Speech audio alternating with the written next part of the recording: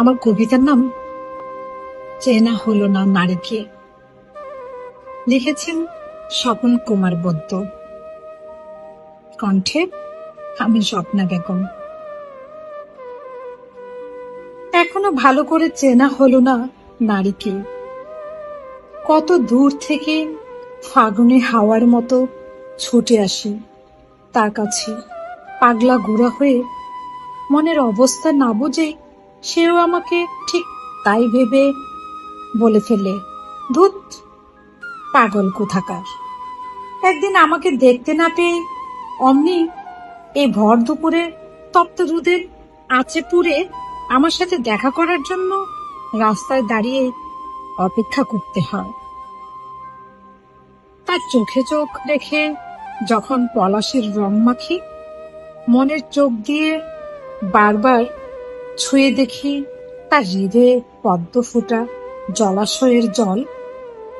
পরন্ত বিকেলের রোদের মতো ইচ্ছে হতেই যখন উঁকি মারি তার মনের খোলা জানালার গ্রিলের ফাঁক দিয়ে, রাতের স্বপ্নে চুমুর পর চুমু খেয়ে আপেল রাঙ্গা করে ফেলি তার ফাগুন কপল। তবু তার অদ্ভুত প্রশ্ন, তুমি কি সত্যি আমার প্রেমে পড়েছ?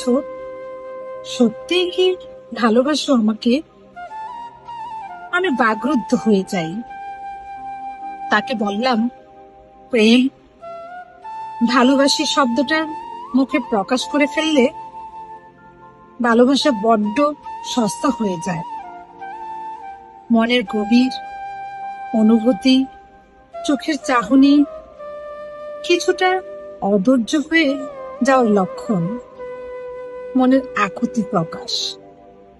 কবুতরের ডাকের মতো বকবক করতে থাকা, একটু স্পর্শ পাওয়ার জন্য ছটফট করা, কোথাও নির্জনে বসে মনের গোপন কথাগুলো একটু ধীরে ধীরে গুছিয়ে বলতে বলতে মোহে আবেগে সমতা গুনিয়ে আসার মুহূর্তে বুঝতে না পারা।